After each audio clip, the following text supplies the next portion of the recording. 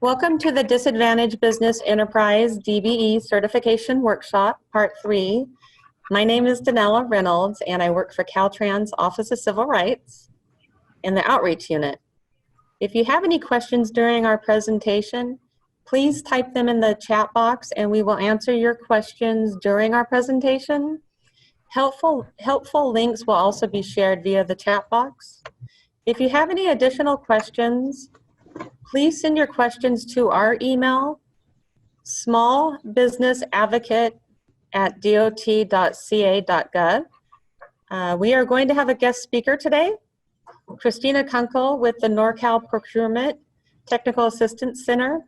Your host for today's presentation is Amanda Himes with Caltrans Office of Civil Rights. Amanda will be guiding you in this presentation, and after each section, we will break for a question and answer portion. Welcome, Amanda. So good morning, everyone. We apologize for a little bit of a delay due to technical issues. So we appreciate you hanging around for a few minutes longer in the waiting room. So today, we're going to talk about the Disadvantaged Business Enterprise Certification, also known as DBE. At Caltrans here, we love to use acronyms. So to become certified, you must first apply and be approved for the Disadvantaged Business Enterprise Certification. The DBE certification is a federal certification, which means that it applies to contracts which have any amount of federal funding. So this certification is here to really help you grow your business. And we'll get into a couple more topics on this in a couple slides. So a DBE is a for-profit small business that is at least 51% owned by one or more individuals who are both socially and economically disadvantaged. So there's an example here on the screen. If you have a corporation, and we'll go into that in the application, if you have like an LLC or an S Corp, it'll have information on the application. But basically each person who's going to be a majority member has to be socially and economically disadvantaged. So this program creates a level playing field on which DBEs can compete for federally assisted contracts. It ensures the department's DBE program is narrowly tailored in accordance with applicable law. The law that's going to apply to this program is 49 CFR, the Code of Federal Regulations 26. So if you did want to learn more about the technical details of the program, you could look that information up as well. Continuing on with the objectives. So the DBE program promotes the use of DBEs in all types of federally assisted contracts and procurements conducted by recipients, and it assists in the development of firms that can compete successfully in the market outside the DBE program. This certification is recognized by subrecipient local agencies in California. Right now, that's about 600 agencies, so you have quite a bit of exposure once you have this certification. Again, we can't emphasize this enough. It expands opportunities to participate on federally funded contracts. And then you become accessible to prime contractors. They need to fulfill the DBE participation goal on the contracts that they're a prime for. So they can search through the database, which we'll go into in a minute, and find you and offer you work based on that participation goal. So you get listed in the official CUCP database, and I will explain that acronym shortly. But basically, it's our official DBE database, which is available for primes to search for subcontractors. It's available to the public and then all local agencies. And then this certification also increases opportunities for you to network at events. We have quite a few different outreach events that we do with Caltrans. Some of the ones that might apply more for the certification would be our procurement fairs and our pre-bid meetings for construction contracts. Okay. So there is kind of a oversight by multiple agencies, so that's listed here. So the U.S. Department of Transportation, they are, we'll say the parent program basically, along with the Federal Highway Administration and the Federal Transit Administration. So they oversee the DBE program at the highest level. And then the U.S. Department of Transportation, so their primary roles and responsibilities is developing the rules and the regulations for the DBE program. They provide guidance and oversight for us and then for the program. And then they review appeals on certification decisions. So we're going to talk about that later on in the presentation. But if you did have an appeal that you wanted to apply, we would not handle that. It would go to the US DOT. So then the Federal Highway Administration and the Federal Transit Authority, their primary roles and responsibilities, again, direct oversight of Caltrans, so over the state DOT. And since they are federal, that applies to other state DOTs. They would be oversight for them. And then they also offer technical assistance and support. And then they monitor and enforce the DBE program requirements on those federally assisted contracts. So Caltrans, our primary roles and responsibility is to certify eligible DBE firms. We are the main certifying agency in California, so we can certify statewide. However, we will talk about contacting your local certification agency as well in the next couple slides. So what else does Caltrans do? We calculate the overall DBE participation goal. We establish contract-specific DBE goals when it's applicable on a contract. And then we also monitor and enforce the DBE program requirements, again, on US DOT assisted contracts. So a little bit of overlap between agencies sometimes, but generally we all work together to make sure that this program is efficient and runs smoothly. So we gave you this acronym a few slides ago, the CUCP. It's the California Unified Certification Program. So what this is the collective agencies throughout California that use the DBE program. So right now there are 8 certifying agencies throughout the state of California. Each state Department of Transportation, so again, we were talking about the different states and how they have federal oversight. So each state is required to have the CUCP. So our CUCP is going to be different than maybe another state's. So each state would have their own. And then the CUCP member agencies throughout California operate under the one agreement. And if you wanted to go to the website, it's listed there below. And again, we're going to send you this presentation so you'll be able to click the links throughout to make it a little bit easier to find the information that we're going over today. Just to make sure okay, we'll move forward. So these are the 8 certifying agencies throughout the state of California. So the other agencies listed here provide DBE certification in their local geographic area. It's pretty self-explanatory, you know, San Francisco and the Bay Area Rapid Transit, also known as BART, are going to be in the Bay Area, along with Santa Clara and San Mateo. They're all kind of in that same area. The city of Fresno for Central California, and then LA, there's 2 agencies there as well. So of course Caltrans is statewide, but kind of covers throughout the state. So we're done with the first section of our presentation. Does anyone have any questions, Danella? At this time, there's no questions. Thank you. Great. So we will move forward with the presentation. We are going to be talking about DBE eligibility. So there are 6 requirements that must be proved by a DBE applicant. The different eligibility requirements are listed on the screen. That's ownership. Well, let me go through actually, because we're going to go through each slide.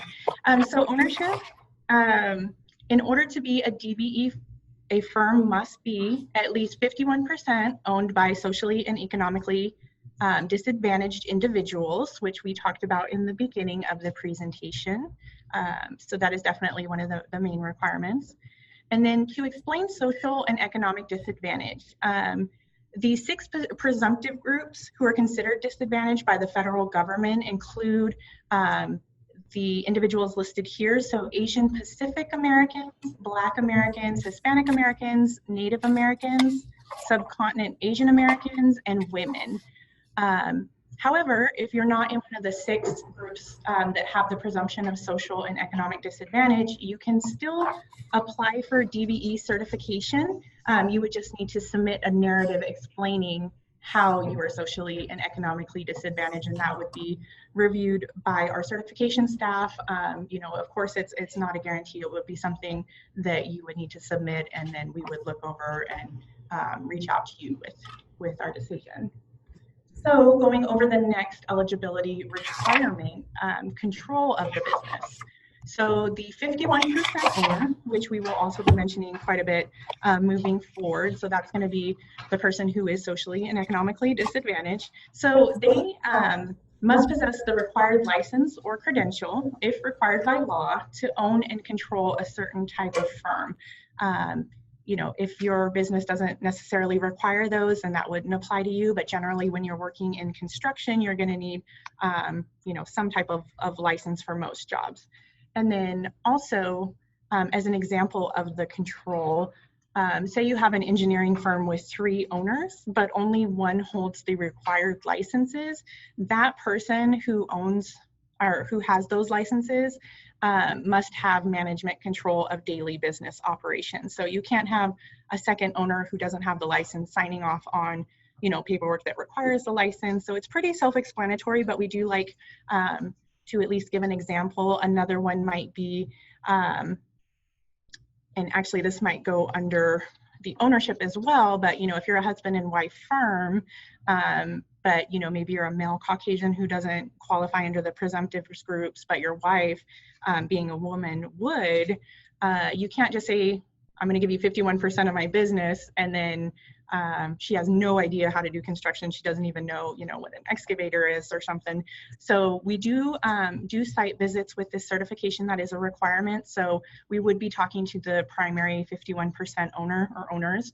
However, you know, that person does have to be involved in the day-to-day operations. And if it's something like not knowing what an excavator is, we can, you know, we might be able to say, it's a little bit questionable. So just know that that person does have to have the licenses and have be involved in the daily business operations and control.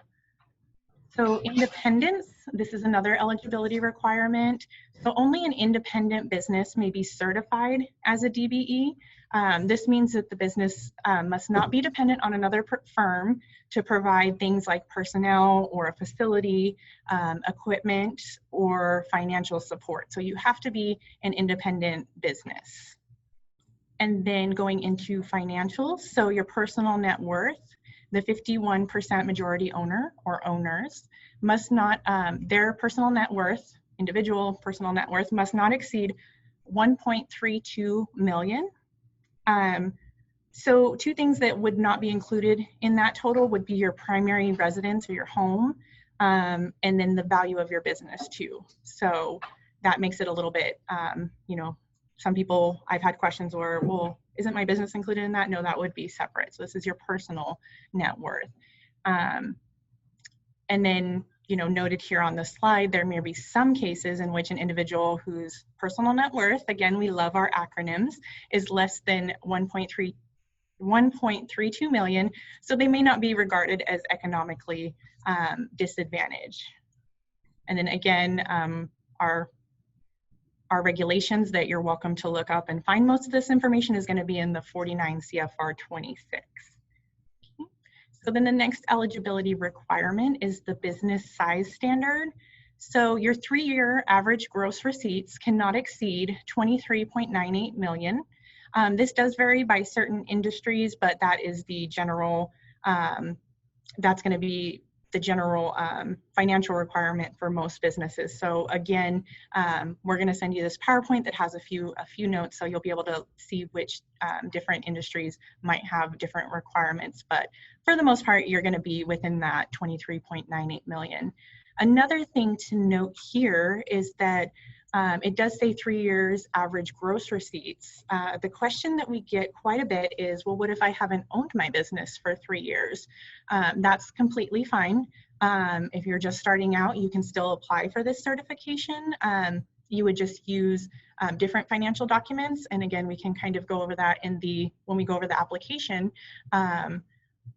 But in general, if you've been around for 3 years, then you would use, your business documents. So just want to make sure that everyone knows that you don't have to be in business for 3 years in order to qualify for this certification.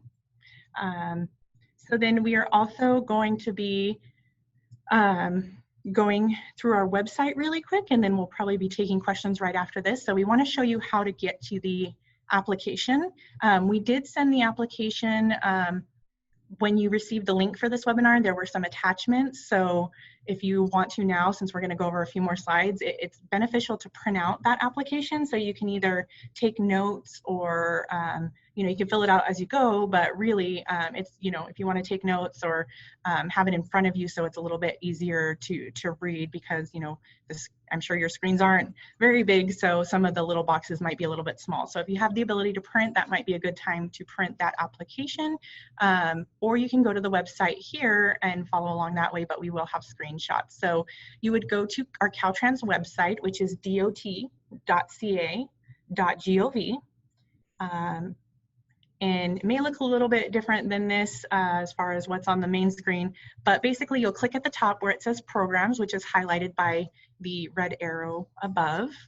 You would then get to this screen, which shows all of our programs. You would click on civil rights, which is the office that Danella and I work in.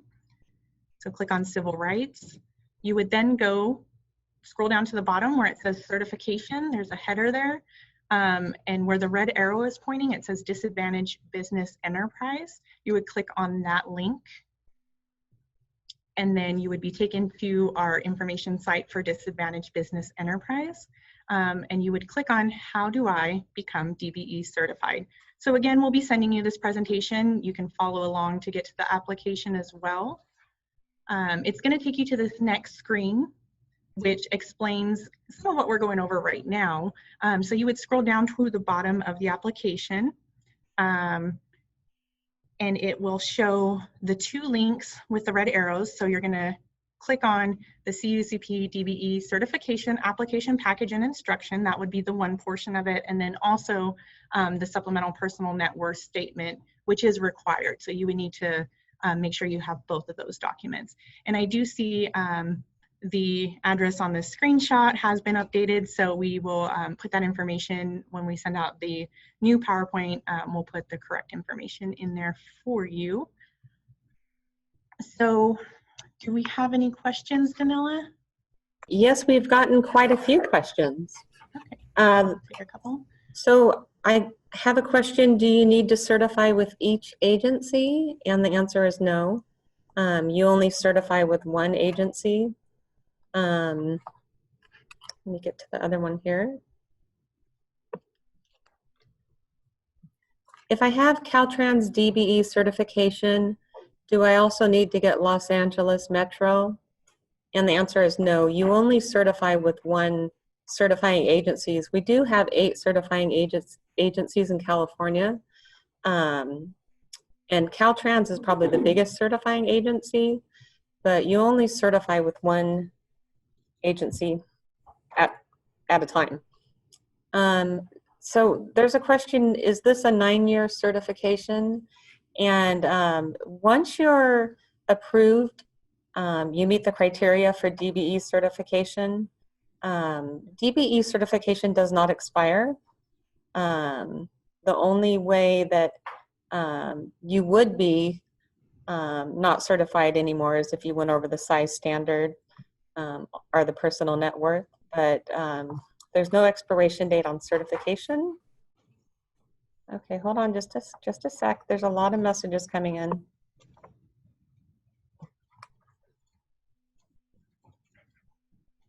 Okay, so I control more than 51% of an engineering and construction firm, but I only have the license for engineering.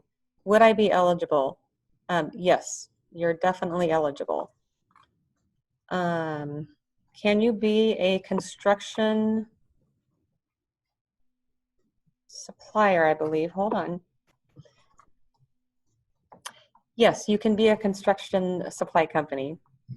I answered, okay, I got that question.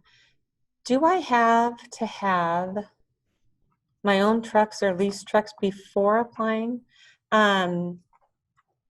When you're applying for DBE certification as and your main business is trucks, you need to own one of the trucks. Thank you, you guys. These are great questions. And this is the last question. Do I have to have done a work already in order to be certified? Certification is for the small business world, and if you just opened your business yesterday, yes, you can apply for DBE certification. So moving forward, we're going to go through the application process. Let's see, just want to make sure we are on the right page. So we're going to review each page of the DBE application, highlighting some of the most important sections. However, due to time, we're not going to go through each section. So you do want to make sure that you read through the application and complete it thoroughly. You might even want to have someone else in your household maybe look it over to see if you missed anything, or check it once and then leave it for a minute and then go back at another time, because I'm sure you all know we always tend to maybe miss something here or there that we didn't see the first time, but it always helps to go back a second time. So I do want to note that due to the COVID-19 situation, processing times for the DBE applications may be delayed. Again, we're going to give you the number to contact the certification department at the end of the presentation. They are going to be the ones that have the most up-to-date information. But as of right now, just with the unique situation we're dealing with, I think that's to be expected in most everything. So I do want to make that note here. However, the usual processing time in non-COVID times was about 90 days after your application is deemed complete. So we do want to make sure that you realize that if you submit your application and it's not considered complete, the certification branch will reach out to you to provide that required information. So they'll probably send you a letter that says, we need this information to proceed. So don't get discouraged if you receive that information. It's not denying the application. It's just saying, hey, we need a couple more documents, or hey, something didn't get filled out correctly. I guess the main point is just make sure you submit the required documents to the best of your ability in the beginning. If not, then please submit the documents they're asking for within the allotted time that would be given to you as well. So we did talk about submitting your application by mail. As far as I understand right now, again, this is a fluid situation with COVID. We do still need the original application with original signatures, and those can be mailed to our office, which again, we'll provide that information in the PowerPoint and in our follow-up email. So moving forward to the application, this is the first page here. And this has the instructions on how to fill out the application. And then I will get to the checklist in a minute, but there's also a checklist that will help you fill out the application as well. So this is probably really tiny on your screen, some of these words. Again, we're going to be sending this to you, and we can see about making this an attachment on our follow-up email as well. But basically, this is the DBE application process flowchart. I'm sure you've seen these before. You kind of pick which option applies to you and keep going until you find your answer. So again, that'll be sent to you.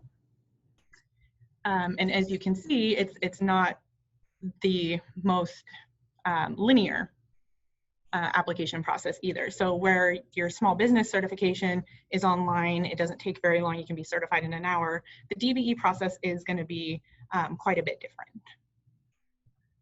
So application processing. So here's a quick summary of how it works. We are going to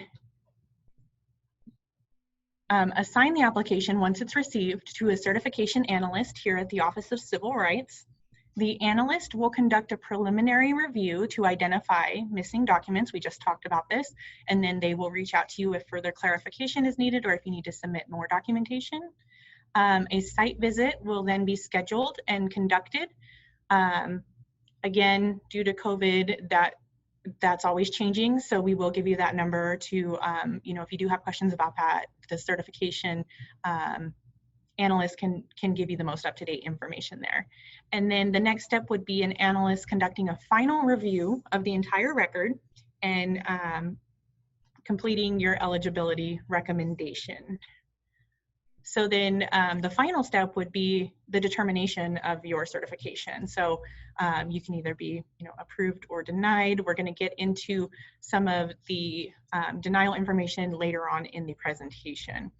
And then just a note here, a certifying agency may extend the processing for an additional 60 days. Again, with COVID, we're just kind of taking it day by day. So just be aware of that. So this is the checklist that I was talking about in the last slide. So this checklist is, you should use it in the beginning and at the end. So in the beginning, you can make sure that you have all those documents ready when you start the application. You might need to pull information if you don't know it off the top of your head. So, you know, use this at the beginning when you start your application, and then also you'll use it at the end to make sure that you checked off every box and to make sure that everything listed there is in the application. So there's different requirements depending on how your business is structured. So this is not a be-all end-all, and I won't go into all of the requirements because we'd be here way longer than 2 hours. So you can go ahead and when you receive the application or when you receive the PowerPoint, you can refer back to that for more specific information. So then the next page is going to be your basic contact information, self-explanatory. And then one section here, number 2, that we want to make sure we highlight is you'll need to identify applicable NAICS codes for your business. So you're probably like, what codes? So you can find more information about these codes at NAICS.com. So it's www.naics.com. And there you'll be able to search and find codes to list on your application. So what a NAICS code is, again with the acronyms, and I apologize, doing these presentations actually helps to remember, hey, you have to remember your audience sometimes and spell things out. So what it stands for is the North American Industry Classification Code. Again, won't get into the big history about them, but you can read on the website. But basically, it's what's used to basically assign your primary duties. So once you find the codes from the website, you can fill them in there on section 2, line 2. You can see some filled in, the 237310. So that would identify your primary business activity, and that's what you'll want to list on this application.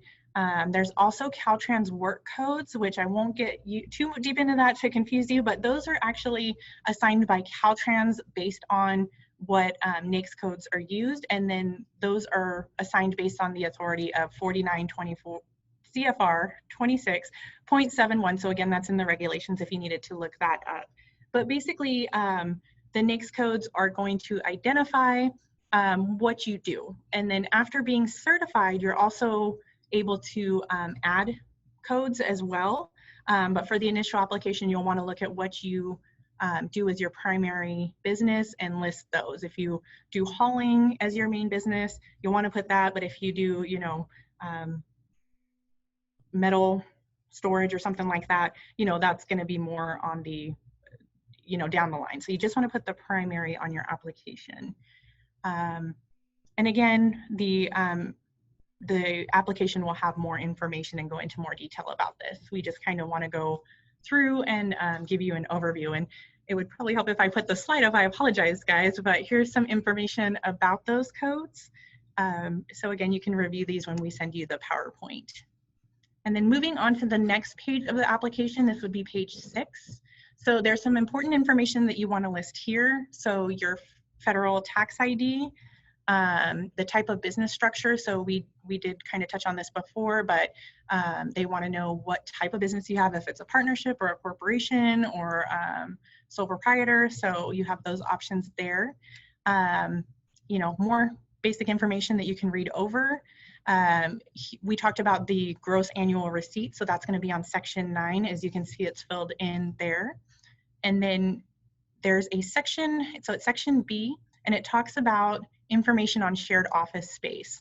So you can find more information about being an independent business, which we talked about. You know, there could be somewhat of a gray area there depending on how you're sharing office space. So you'll just want to make sure that you list as detailed information as you can.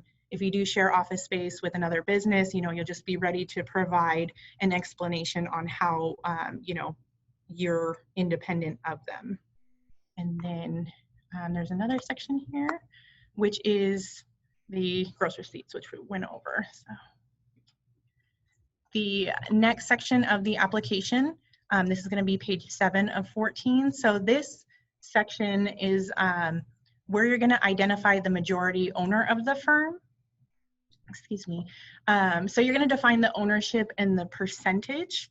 And then you'll also fill out this page for any additional owners of the firms if necessary. So you can make a copy of this document, and it would be, you know, you'd make one for the first owner and then the second owner. If you do have multiple owners, it's going to ask some personal information as far as their group membership, how we talked about the being socially and economically disadvantaged. So there's a section here. And then you'll also describe your familiar relationships with the owners and employees. So that does need to be completed. As you can see, and like I said before, this is a little bit different from getting your small business certification because there is quite a bit more that's asked of you in this certification. So also here, what we want to make sure we touch on is you need to accurately reflect your ownership and an initial investment. It's very important to provide backup documentation. So if you know, your father-in-law loaned you money to start your business, you'll want to make sure that you have some kind of documentation that notes that. We just want to highlight that is something that you really want to make sure you have the information and are able to explain. So moving forward, page 8 of 14. So this is going to be the owner information, so more information about what we already stated. However, one thing that's noted on here, and I think I have it to talk about as well, I'm going to kind of drill it in, is that you want to make sure this application is complete. So if something doesn't apply to you, you'll want to write not applicable or NA, so that, you know, your application might not get kicked back where they say, hey, you didn't fill this out. If it doesn't apply to you, it's better just to write not applicable than to leave it blank. So moving forward, so page 9 is the control. So this was part of the eligibility requirements. And so this is kind of where it's going to ask you that information. So you're going to identify your firm's officers and board of directors, if applicable. And you can kind of see the example filled out there. And that's going to be for corporations. And then also on section B, the duties of owners, officers, directors, managers, and key personnel. So basically you're going to identify the controlling roles of the firm. So you can kind of see in the example that hopefully you can see, I know it's really small, some of the boxes that are checked there. So again, you'll be able to look at this in more detail, either from the follow-up email or once you start the application. But again, we just kind of want to go over some of the most important sections to complete and to make sure that you pay attention to. So then page 10 of 14 continues on with some of those boxes there that you can look through, kind of ask you a few questions. And then you'll also want to list your equipment. So especially in construction, it is very important that you list all of the equipment that you own. Some of that equipment, you know, the bigger excavators and bulldozers that are listed there, it'll really help to show that you can do do work and what you can do with what equipment you have. And then also when we do our site visits where we actually go to your home or see what equipment you have, you know, what you list on the application needs to be what you actually have. So you can't put that you own 15 water trucks and 8 bulldozers and you really just own like a wheelbarrow. You want to make sure you have what you list on your application. So that's really important as well. And then also we talked about office space being shared, but you want to talk about your office space if it's not shared, where it is, and then, you know, if it's owned or leased. And one question that we may get, or that we get pretty often, is what if I have a home office? So that's perfectly fine if you work out of your home. We would still conduct a site visit of that space. You know, we don't need to go into your kids' rooms or anything like that, but we will look at your office space that's within your home to verify that the information listed on your application is true.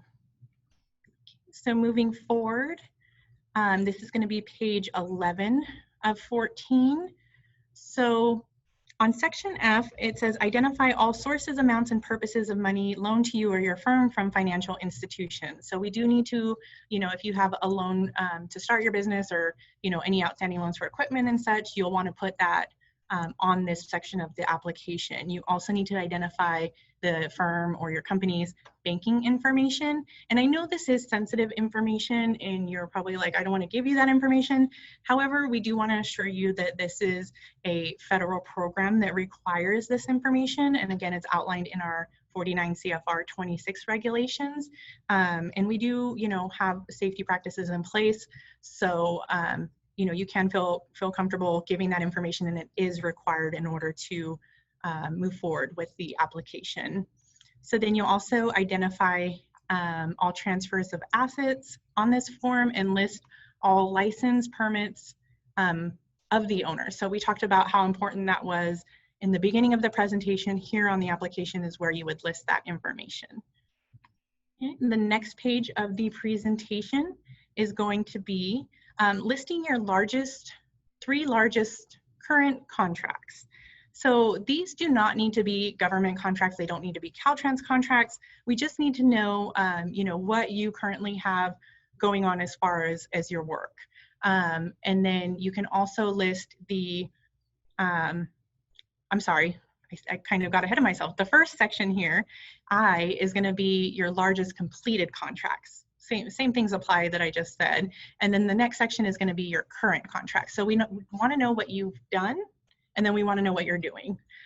So we do kind of need to get into your business just a little bit, but really, like I said, this is a great certification and it's here to benefit you. So all this information is necessary and required in order to move forward with the application process. And again, if you have any questions, we're here to explain things to you. We have someone here every day who you can call or email for that information.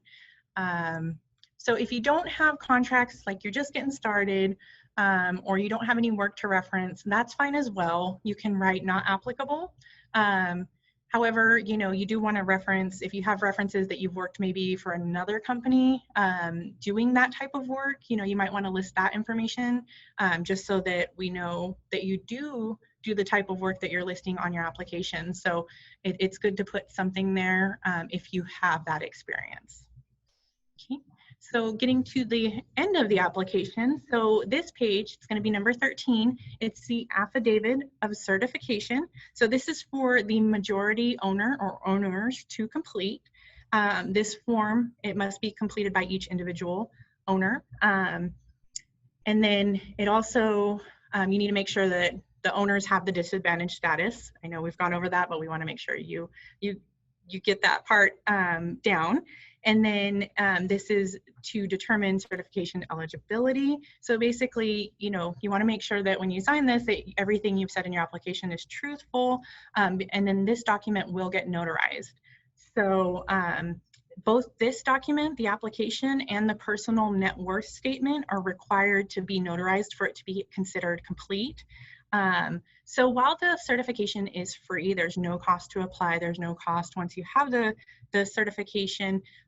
You do have to pay to get it notarized. And you know, you can go to the UPS store. We don't really have a say on where you go to get that done. If you know someone who's a notary, that's just whoever you choose and whatever costs, you know, it is out there. I know last I heard from a couple of firms, you know, they paid anywhere from like maybe $20 to $40. So not a huge cost either. And it's just to make sure that, you know, everything is official on these documents. So it's very, very important to remember to sign the application, to date the application, and to make sure it's notarized before you send it to us.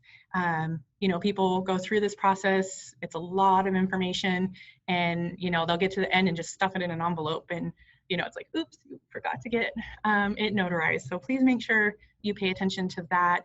This is also where you would bring up that checklist from the beginning and make sure that you've gone through each box of and check off the sections of the application that you've completed. So with the application process being completed, and we went over it on a very, very high-level overview. Does anyone have any questions? Do we have any, Danella? I have a question. This is very concerning to me.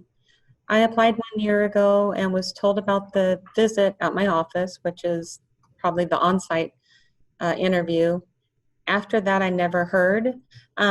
So when you send an application to the certification office, the front office assigns your application to a certification analyst, and then an email is sent to you, the applicant, with your certification analyst name, their email, and then they also assign a firm ID to your application. I would recommend that you call the office directly, 916-324-1700, and you will be connected to the analyst of the day. The certification analysts take turns answering calls so better service can be given to you. If you don't get any response, please feel free to email me at Small Business Advocate, and I will do what I can to help. So there was, please send me link for woman-owned certification. I have your email address.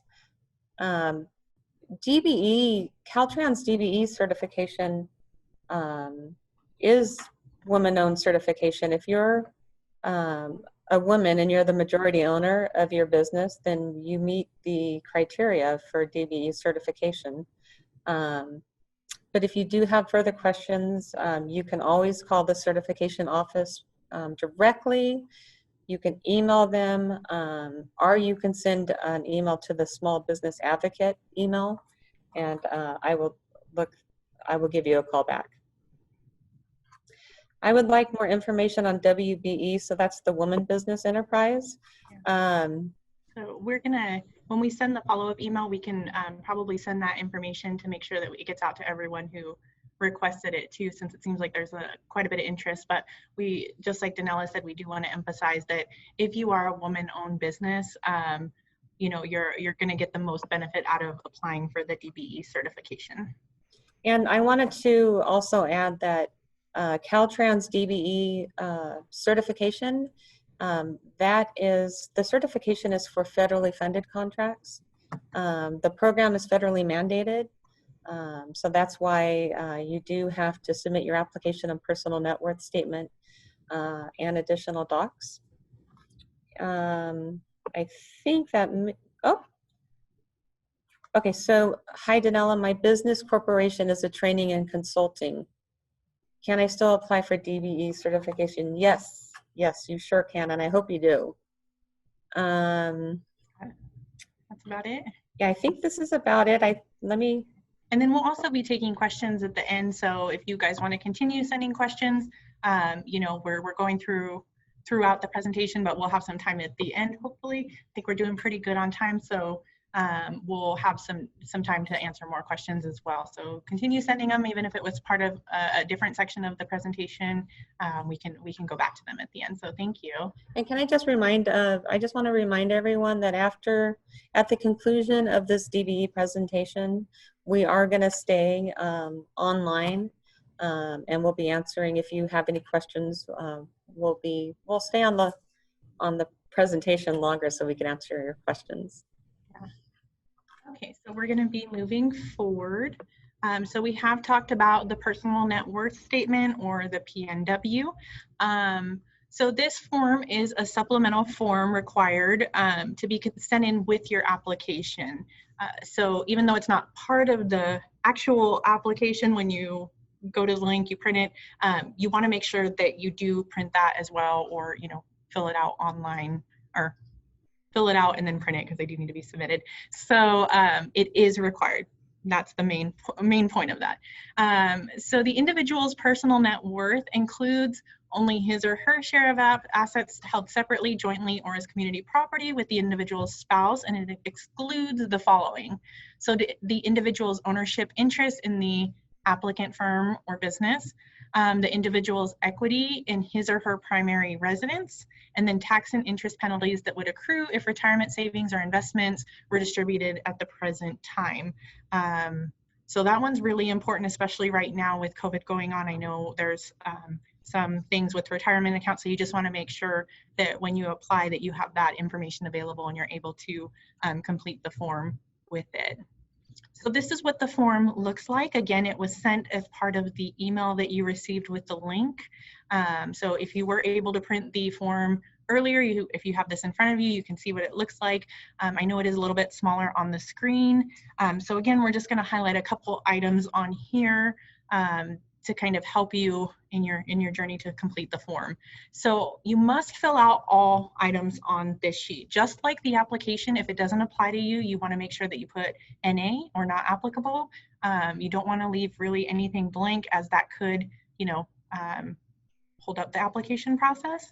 And then you also want to make sure that all assets and liabilities are recorded at their current fair market values as of the date when you complete this application. So we're going to talk about some of the assets and liabilities that you would list on this application. So it'd be cash and cash equivalents, retirement accounts, IRAs, 401ks, all of the different types of accounts, your brokerage and custodial accounts, so your stocks, your bonds, and again, any retirement accounts that fall into that subsection, assets that are held in trust, loans to shareholders and other receivables not listed, real estate, life insurance. So those are just some examples of assets that you would list. Again, it's not an exhaustive list. For more information, you can read through the personal net worth statement. We also recommend, as we can't really advise you so much on this application, that you check in with your personal CPA or other financial consultant to make sure that, you know, everything you're listing is correct. And then also you need to list your liabilities. So this would be any mortgages that you have on real estate, any loans on life insurance. Again, with the retirement accounts, you probably want to look into if you have any of those to pay back, and then unpaid taxes, of course. So then there are a couple pages to the personal net worth statement. Section 3 is going to go over your brokerage and custodial accounts, your stocks, your bonds, and retirement account information. Section 4 is going to include your real estate owned. Sorry, we're having a little technical difficulty here. Sorry about that. So it's going to include all your real estate owned. So your primary residence, your investment properties, your personal property, which is whether it's leased or rented, farm property, anything, including income that you use for income. And then section 5 is going to list your insurance, including beneficiaries. So again, kind of hard to see on the screen with the tiny text, but once you have the application in front of you, it'll be a little bit easier to see exactly what's being asked. So then when you're ready to submit your application, so, you know, we highly suggest that you use the checklist at the beginning and at the end to make sure you haven't missed any sections, that you want to make sure that you complete each section, and instead of leaving anything blank, you'll want to put not applicable for those items. You'll want to sign, date, and notarize both the application and the personal net worth statement. And then again, we do have our certification analysts available. The email is listed here, as well as their phone number. We'll also have it at the end, and we will be sending you this PowerPoint, so you'll have that readily available. But we just wanted to highlight the most important parts of submitting your application. Being that, you know, Danella has worked in the certification office, she knows kind of the most common errors when it comes to submitting them. So we wanted to make sure that we emphasize those here before you submit your application. So this is just kind of a little reminder before you submit. And then talking about the federal DBE certification, it does have a interstate certification available. So if you are certified, say in Nevada, since it's our neighbor, if you're certified in Nevada with a DBE certification and you move over to California, or you decide to come this way and you want to apply for the DBE certification again, you won't have to go through the entire process, filling out the application, submitting all the documents. Not to say that you might not have to submit documents, but having the interstate certification option makes it a little bit easier for you. So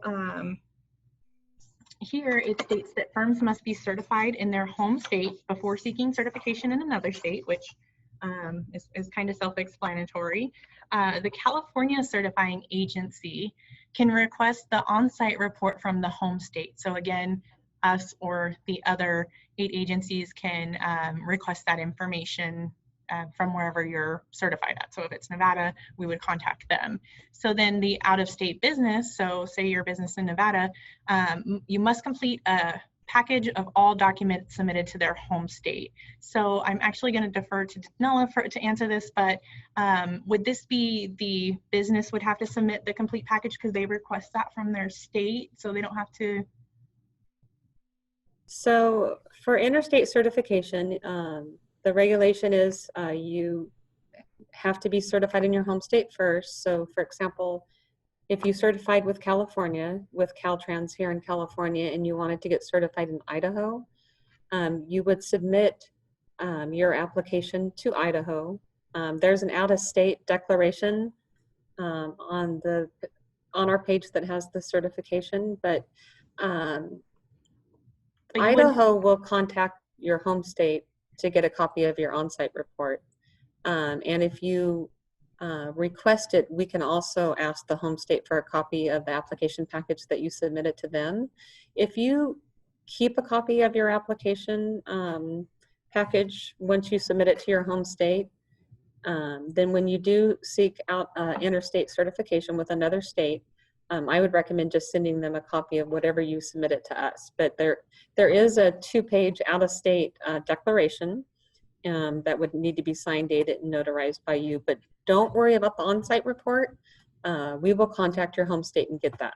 Okay, so they have the option of, hopefully, since this is quite important, that you would keep your application package. So if they have it, submit it with their declarations, which again, you can get the California one on our website, and I'm sure other state DOTs would have that information available online. But we can also request it from their home state if maybe they moved and they lost the documents or something like that. So it can go either ways. It can go either way, but keep in mind, if you were certified in California 10 years ago and you're just now applying for certification in another state, you want to send your last 3 years personal and business taxes, and also a new personal net worth statement, because the DBE program, we're federally mandated to check your size standard and your personal net worth. So I would recommend. It's been quite a while, maybe. Yeah, I mean, I've talked to people that were certified with us 20 years ago. But also keep in mind, if you're certified here in California, you can always call the certification office directly, or you can email them, and they can definitely help you out with that. Okay, sounds good. Thank you, Danella. Thank you. Again, she's our resident certification expert in our outreach office. So I still defer to her for a lot of the information. So interstate certification, so it's not automatic reciprocity. Each state must review other states' determination and other documentation, which I think Danella just explained pretty well. So then we're going to talk about the denials of certification. So, once you complete the application, I know most of you hope that you're going to get the approval, but there are reasons that you could be denied. So some of those are going to be, well, actually, we're going to go over those in the next slide. So basically, your denial of certification, it can be appealed. So if Caltrans says, you're denied, you can complete an appeal, it must be submitted within 90 days of the date of the denial letter. So keep that in mind, if it's mailed to you, the time for postage and everything, you'll want to make sure you note the date on the letter. And then they won't be sent to Caltrans. It is going to be appealed through the U.S. Department of Transportation. So you can kind of keep that in mind as well. Of course, they're going to look over the information so that it's kind of a different agency and there's no conflict there. So the following will need to be explained in your appeal. So why was the certification decision erroneous? Which significant facts were not considered by the certifying agency? Which regulatory provision was improperly implied? You'll just want to be really detailed on why you feel like your denial or why you should have been approved. So those are just some questions there that to look into to kind of help you write that appeal. But of course, there's much more information you can put in there. We just wanted to give you a couple of examples.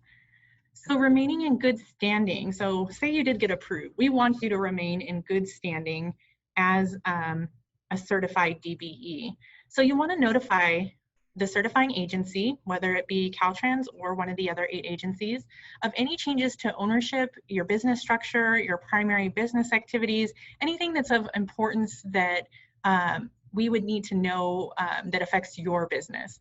And then you'll also want to make sure that your contact information is up to date and that it's accurate in the CUCP database. So that's the database where firms can go and search for you, the public can search for you, or you can, local agencies or the state agencies can search for you. So it's very important that you check that on a regular basis to make sure everything is complete.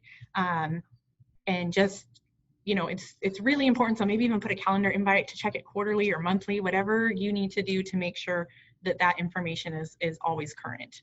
And then you'll receive an annual update affidavit. It's the 5-year review process. So while the DBE certification does not expire, they do the 5-year annual reviews just to make sure that the information provided is either still correct or if it needs to be changed. So that is something that will be sent out on your 5th year of certification.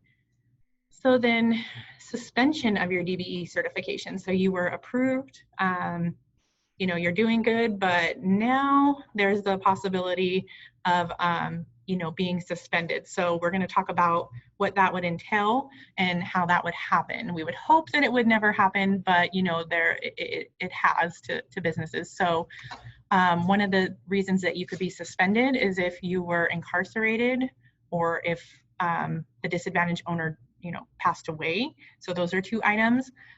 There's material changes that affect the DBE certification eligibility. So if something, were to change as far as in your business or even possibly, regulations, that could affect it as well. And then also when you fail to notify us in writing of any of those material changes and circumstances, we do have the ability to suspend you based on that. And that's why it's so important, why we're highlighting these right now, that you do notify us of any changes. We'd rather know now than before you're in the middle of a contract. So please make sure that you are checking that and updating it as much as you possibly can to keep it accurate. And then when a DBE fails to timely file a no change affidavit or provide supporting documents. So that one's pretty self-explanatory. So then the effects of suspension. So what could possibly happen is that you would not receive credit towards a DBE contract goal on a new contract. Any work that a DBE or yourself, if you are a DBE, performs on a contract, any work a DBE performs on a contract received during the suspension does not count towards Caltrans' overall annual DBE participation goal. And you don't want to get in bad with your primes either. So if you get suspended while you're on a contract, that prime is probably not going to be happy because they're not going to be able to get that credit on the contract. So you want to make sure that you don't have any issues with potentially being suspended because it affects your relationships with your other firms you're working with, their primes as well. So there's multiple ripples that can happen if you get suspended. And then let's see, a suspended DBE may continue to perform under an existing contract executed before they receive notice of suspension, and that may be counted towards the goal. So we're not saying that if you're in the middle of a contract that you're not going to receive credit, but there's a possibility that it could be counted. Again, the prime's probably not going to be your friend once they hear about that. So just the best thing is just to follow the rules, keep everything as updated as possible. So then to resolve a suspension, so if you feel you're no longer eligible, you may voluntarily withdraw from the program. So you can potentially leave the program if you decide to. And then I apologize, I'm just going to move this a bit so we can plug in our cord here. Thank you. And then if the DBE believes its eligibility should be reinstated, say they were suspended and now they want it to be reinstated, they must provide information to support that they maintain the eligibility under the changed circumstances. So there is that possibility as well. You just have to put in the work to you know, show that you did make the change and you do still want to be certified. And then a certifying agency must make an eligibility determination within, I believe it's 30 days of receiving information from a suspended DBE. So those timeframes with the application also apply to when you're sending information regarding suspension. It seems like there's due dates on pretty much everything, so just be aware of that.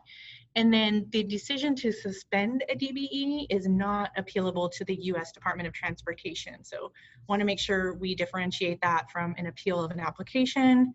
Yes, that's appealable. A decision to suspend is not appealable.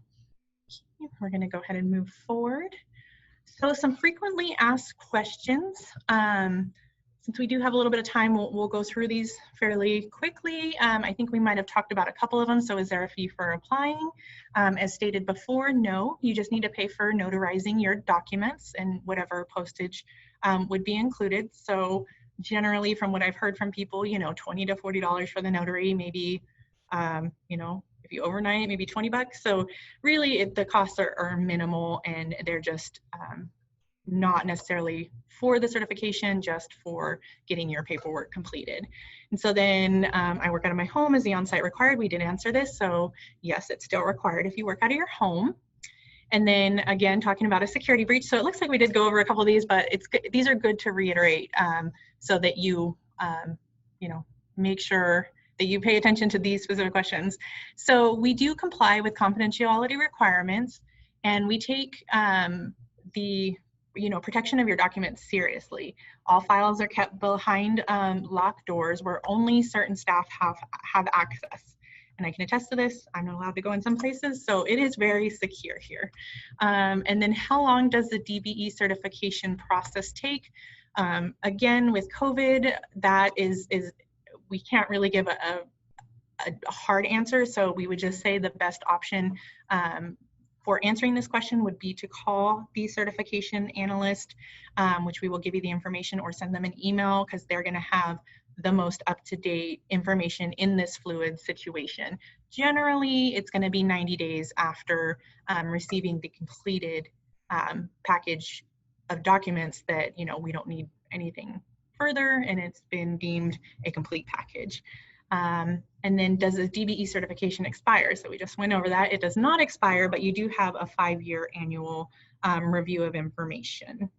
And then, I am a nonprofit organization. Can I apply for DBE certification? So as stated in the beginning of the presentation, a DBE firm is a for-profit small business. So unfortunately, no. However, if you are a nonprofit organization, you can apply through DGS, our Department of General Services. They do have a specific small business designation for nonprofit. So that's another option for you outside of the DBE program. And then I am an out-of-state business looking to work in California. Can I apply for DBE certification? So yes, it's possible. However, you must be certified in your home state before you can apply to be certified in California. So there is that stipulation. And then the next question would be, does a DBE certification have reciprocity with other agencies such as the Small Business Administration? So again, this is where some people get confused with the SB small business certification through the Department of General Services and our DBE program. So unfortunately, no, we do not have reciprocity with other agencies. And the Small Business Administration, if you don't know about their programs, they also have federal programs, which are great. And I would recommend that anyone who hasn't checked out the Small Business Administration website for more information. So the DBE program and the SBA's 8A program are separate federal certifications. And you have to apply for both in order to receive the benefits of each certification. So can I use the DBE application to apply for certification as a ACDBE? Again, we love our acronyms. So AC is Airport Concessions, and then DBE, Disadvantaged Business Enterprise. So that's going to be for people who work with any kind of airport or aviation industry. We do have that designation as well. So it's the same application as the DBE. You would just make sure that you note the parts on the application that talk about the airport concessions. You're DBE certified, so now what happens? A lot of people think that just because you have your DBE certification, that these contracts are just going to be rolling through your door and we're going to be running up to you and saying, hey, come work with us. So while we do want you to work with us, you do have to put in the work. So it's not an instantaneous thing where you're going to just all of a sudden, get a ton of information thrown at you. We are here to help you and walk you through the process, but you do need to do the work. So some of the information, let me see here, a little more technical difficulties. Our little clicker doesn't want to work. So if they'll pop up here, I'll give you, there we go. So some of the information that we can give you to help you would be to be proactive. And again, I just, for the sake of time, there are some notes in this PowerPoint presentation that are great to explain each of these sections. But for now, I'll just go over, the general idea. So be proactive. You'll want to just make sure that you're on top of things. Make sure that you're looking at when we have contracts available, that you're on, our website, making sure that, you see upcoming opportunities for whether it be training, educate yourself, which is the second one. So we do offer quite a bit of training classes. Everything's a little different due to COVID, so we're working on getting more out there. Pre-COVID, we had tons of meetings and tons of presentations and trainings that we offered throughout the state. And I do want to highlight that we have an events calendar on our page, which is the dot.ca.gov, and then you click on Office of Civil Rights under programs. You can see what upcoming events opportunities we have for outreach. Like I said, it might be a little bit slower due to COVID right now, but we are posting as those events come along. And then you want to market your firm. So I would hope that most of you have a capability statement or a line card that you use to market yourself to firms and to agencies. If you don't, there's some great agencies that can assist you on how to do that. Your local small business development center or your procurement technical assistant centers, your women business centers. So there's a lot of resources out there for free to help you market your firm. And then you want to network. So, meeting those prime companies, meeting with government agencies, meeting with other DBE firms that you could potentially, work together with. There's a lot of networking opportunities. Caltrans has some options for networking as well. So like I said, visit our events calendar. Most of it's going to be online right now, but we do hope to have some networking events in the future online. Gotta love Zoom. And then the last one is be prepared. You want to make sure that you have all of your ducks in a row before you start working on government contracts. They can be a little bit different than, just a normal job you're going to get in the private sector or whatever you want to call it. There's paperwork, there's regulations. So you just want to make sure that you read up on as much as you can, that you have all the documents completed, that you do your research. Big one there. And then we are going to send you a brochure along with the follow-up email that'll have these tips as well as go into a little bit more detail than we're going into now. So then resources, we have, we should have kept count, Danella, of how many times we talked about the certification analyst being available. So here listed on this slide is the certification analyst of the day. They're available Monday through Friday from 8 to 5. The number is there as well as the email address. Again, due to COVID, you do want to, give us maybe 24 or possibly 48 hours to respond. We will do our best to do it as fast as we can, but just please be aware that due to the situation, might not get a response in 5 minutes, but we'll do our best. And then also some links to important websites. So the Caltrans OCR, which is the Office of Civil Rights, which is where Danella and I, that's our office here, as well as certification. So the link to that is listed. We do have district small business liaisons throughout the state. We have 12 of them in each of our 12 districts. So you can get their contact information from the link there. They're there to provide assistance to you in regards to, finding out how to do business with us. They're not necessarily going to help you start your business if you haven't started yet, but they are there to be a resource to you. And then Caltrans Contractors Corner. So this is where you'll find Caltrans construction projects. Even if you're not able to work on $50 million contracts, we have all different sizes there. It's good to just click on that link and go look and see what's available and kind of familiarize with that site before you even start bidding on contracts. We do have a presentation. I hope most of you joined us on Wednesday, and Dinko went over that website. So that should be available as a recording soon towards the middle of June. So please check that out because we want you to be familiar with our website as well and how you would contract with us. And then we also have a division here at Caltrans for procurement and contracting. So again, you can check that out if you maybe sell products or if you do service contracts. That would be another resource for you. And then not related to DBE, but also a great resource for you if you want to work with the state is Cal eProcure. That's where you'll find your small business certification, where you'll find statewide contracts, and then also our disabled veteran business enterprise certification is available on that website as well. And that if you've been through the series, you know that DGS talked about their website quite a bit over the last few sessions and did such a great job. But for now, we're going to go to our next speaker. Yes. Okay. So we are going to have our guest speaker for today, Kristina Krunkel with the NorCal Procurement Technical Assistance Center, share some information with you. Danella, and thank you, Amanda, so much. Well, Can everyone hear me? Yes, we can hear you. My name is Kristina Krunkel, and I'm the Program Director for the NorCal PTAC. Thanks for having me today. I'm just going to give you a brief overview of PTACs and then some more small business resources for you. So if you aren't familiar with PTACs, Procurement Technical Assistance Center, more acronyms, there's actually 94 of us nationwide and 6 in the state of California. And our mission is really just to help businesses compete and succeed in the government marketplace. So what that means is if you're anywhere in your business from you've already won hundreds of millions of contracts to you just got your business started yesterday and you're interested in selling to any government agency, we're here to help. And we're here to help for free.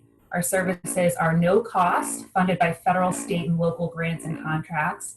And I like to say that they're actually prepaid. You paid for our services through your taxes, so you might as well use our resources. There's a map here on the right of the PTACs that are located in California. Mine is the NorCal PTAC in the lime green, and the stars represent where the headquarters offices are. But many of the PTACs also have satellite offices as well. You don't need to visit any of our offices in person, especially during COVID, but really anytime. We're always able to find to meet with you remotely, virtually, through Zoom conference or over the phone. There's also an American Indian PTAC I want to mention. It's located in Los Angeles, but it serves multiple states, and those are listed here. Can I get the next slide, please? This is information on my specific PTAC, the NorCal PTAC. And just like other PTACs, we provide 3 core services: one-on-one counseling, workshops and webinars, and bid matching services. Again, these are all free. Our headquarters office is up in Humboldt, California, but we also have 3 satellite offices that are located in Richmond, San Francisco, and San Jose, and we're looking to expand as well. So once we are able to meet with people in person, when this is over, you can meet with us in those offices or again, remotely. And we can help you. So our one-on-one counseling is all confidential, and we can help you with anything related to government contracting. So that's certifications, like the DBE certification. We have someone on our staff who's helped and processed over 250 DBE certification. She's a real expert. We can help with SB/DBE certification, any of the federal certifications that were briefly mentioned, like women-owned small business, hub zone, service disabled veteran-owned, 8A. We can help with anything like that. SAM registration, DUNS numbers, helping you craft your capability statement. We have a system called GovSpend that we can help you do market research to find out who's already buying what you're selling, and then help you connect with those buyers who are already buying what you're selling. Marketing to government agencies, we can help you interpret solicitations and proposal reviews, and these are all things that any PTAC can help you with. Our workshops and webinars are free, and in our last fiscal year, we helped our clients win more than $268 million in government contracts. And we just did this calculation that I'm pretty excited about. Our counselors have 241 years of experience. That averages out to 34 years of experience per counselor. So these people really know what they're doing. Most of them are former contracting officers. We actually have someone who worked for the VTA for 35 years, which is another certifying agency. So if you're not located in my service area, again, PTACs all provide the same services, and you can find your local PTAC at the link here. Next slide, please. And this is just a resource page with lots of links. Again, you're going to get these slides, so I'm not going to go over every single one. But you can find your PTAC, you can find your SBDC. Small Business Development Centers are fantastic for general business assistance, or if you're looking for loans, identifying your NAICS code, state of California opportunities. So you can go ahead and navigate these links on your own, or also a PTAC procurement specialist can walk you through it as well. We have a couple webinars coming up. Again, all no cost to you. Next week, we have Elevate Your Business with California Multiple Award Schedules. And then we have 2 that we're partnering on with Caltrans, Finding Contracting Opportunities with Caltrans. And then we have a Public Works Contracting web series that we're really excited about. Those are both in partnership with Caltrans District 2, but anyone statewide is welcome to attend. And then again, if you have any questions at all, this is my personal cell phone number or my email address. Feel free to reach out. And I will send it back to Amanda or Danella. Thanks so much. Oh, actually, can I answer a question that I just saw in the chat? Someone said there's no PTAC located in SLO, Santa Barbara County. Can I contact NorCal? There is a PTAC located in Monterey, and they would be your resource. So if you go to the website, find your PTAC, type in or select California, you'll see the Monterey Bay PTAC, and they can help you. And if anyone has questions about which PTAC do I go to, which SBDC do I go to, I really don't mind if you give me a call or send me an email. I can help with that. Thanks.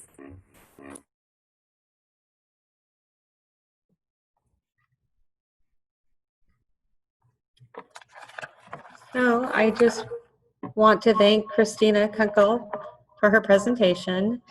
I would also like to thank you for participating. We're really happy that you logged on and participated with our DBE presentation.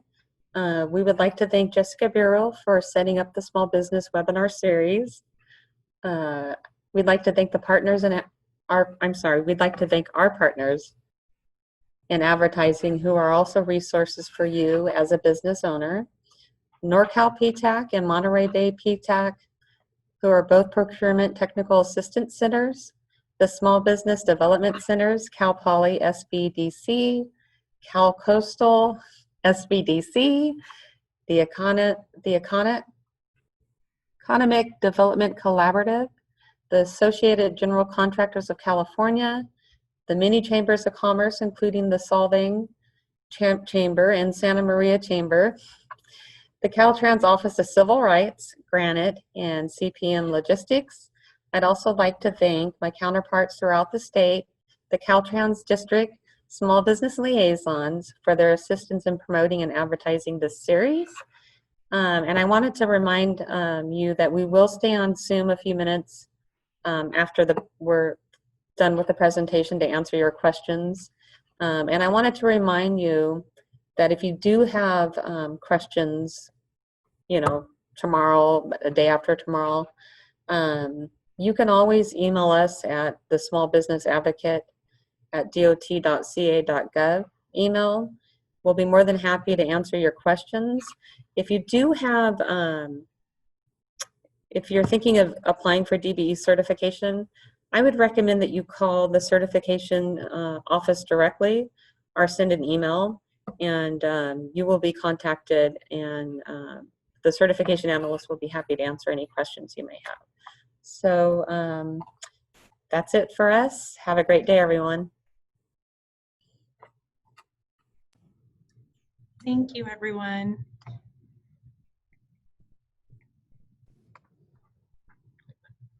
Do we have any questions that have come through? No, not so far. Okay. We'll hang out here for a few minutes, and if anyone wants to type in the chat box, we can take a couple since we ended a little bit early. So we'll hang out for a minute. I see some people are leaving, so wait a few minutes and see.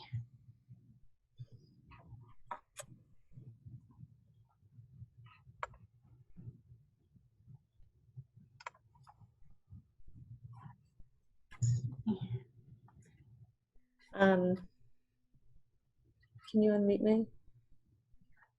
You're on mute. Okay, so I have a question here. Okay. The application asks for information about multiple owners. If I am the only owner eligible for disadvantaged membership, do I also fill out information for the non-disadvantaged owner who owns less than 49%? The answer to that is yes. In the DBE certification application, there's a majority owner page. The page right after that, which I think is page 7 and 8, is for the minority owner. If you have, let's say for example, you're the majority owner and then you have 4 other owners, then you would just want to make a copy of page 8 and list each owner and their ownership. Let's see here. Another one? No other questions so far. We have gotten a lot of thank you for the great presentation, so thank you. It looks like we might have one more. So it says you already answered me. I do have to have minimum 1 truck. That truck can be a lease.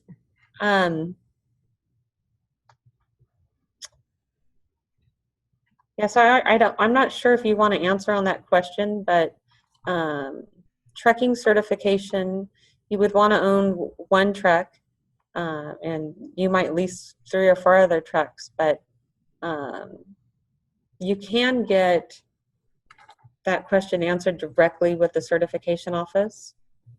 If a business is denied for a legitimate reason, but the situation is correctable, what action should be taking moving forward? So if you're denied DBE certification, you will be sent a letter, and the letter will tell you why you were denied. So the date on that denial letter, you have a year from the date on that letter to reapply. And some firms do get denied, and some firms come back a year later and get approved.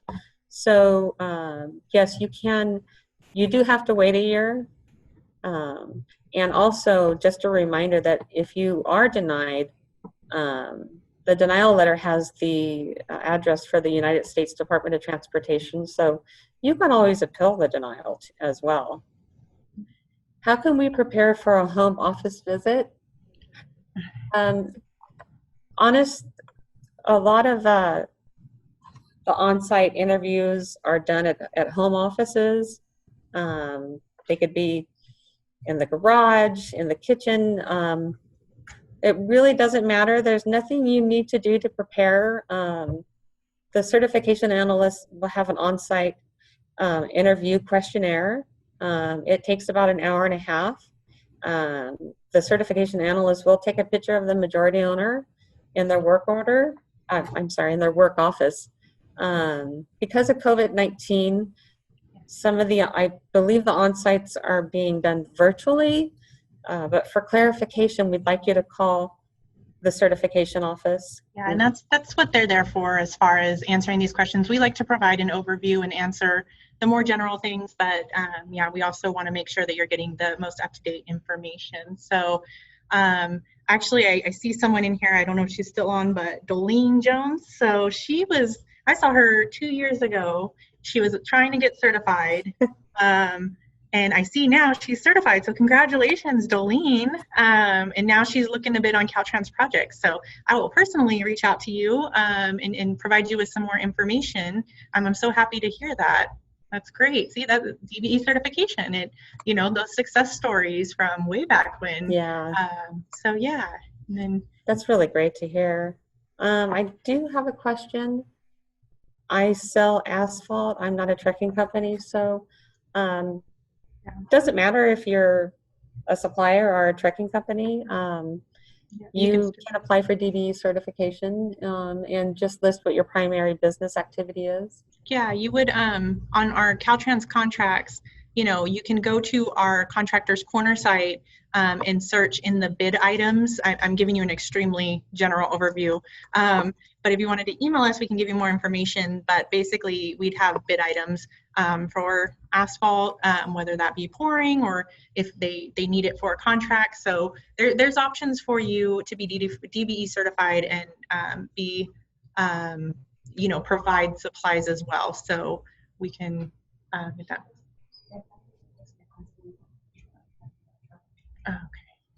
Okay. Yeah. So, you're welcome to email us if you'd like more information, but we definitely, asphalt is related to the highways, so we could definitely use your products. And we also have on one of our websites, an authorized materials list. So the specific asphalt you sell, if it's on that list, then we take it. If not, you have the opportunity to possibly get on that list. So we have some options for you. So with that being said, are there any more questions or? Last call for questions.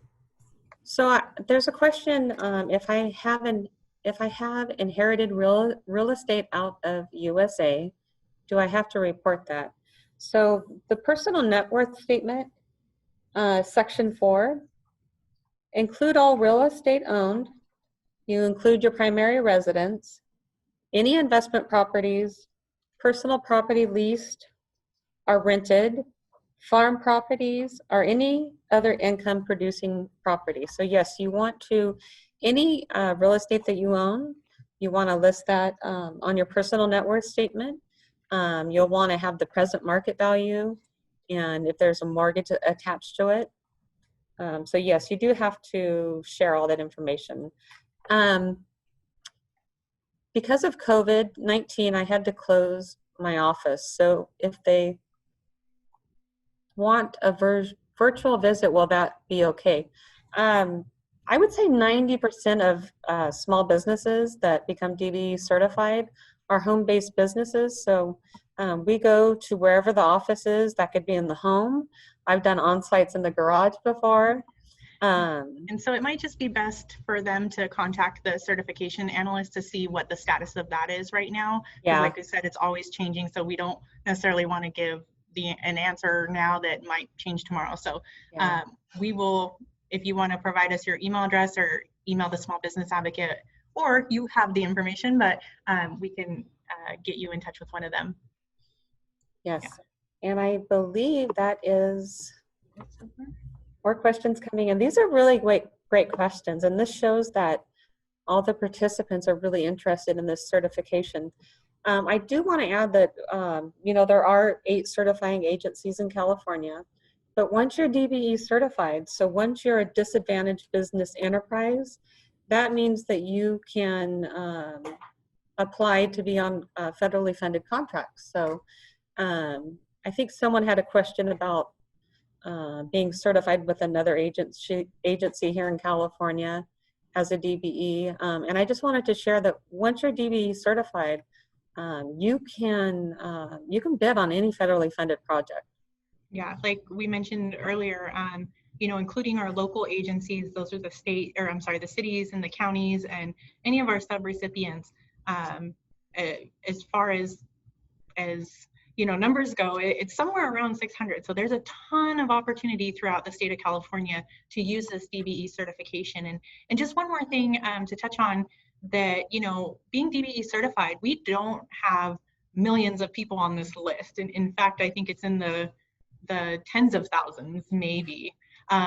Less than 20,000. I mean, it's been about a year since I last checked, but it was about 16,000. So you have to remember that that's among all types of trades. So, if you do construction, we don't have 15,000 DBEs for construction.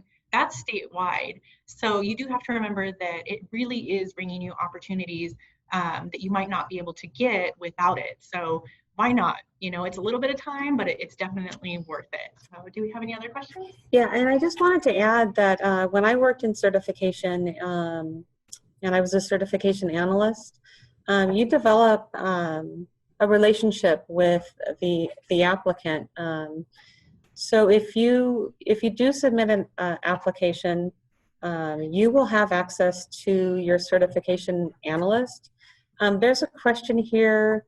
Need help locating my application. So I don't have access to the certification database. So if you could please call 916-324-1700 or email them directly. Let them know the name of your company and any other pertinent information, and they can go on the database and look at that for you. Okay, and then if anyone has further questions, we do have the certification information on the screen, or you can use the Small Business Advocate at dot.ca.gov, which is in the chat box. And we'll end here a little bit early so that you guys can all go and enjoy lunch. But thank you, everyone. Have a good day. Have a good weekend. Stay safe. Bye.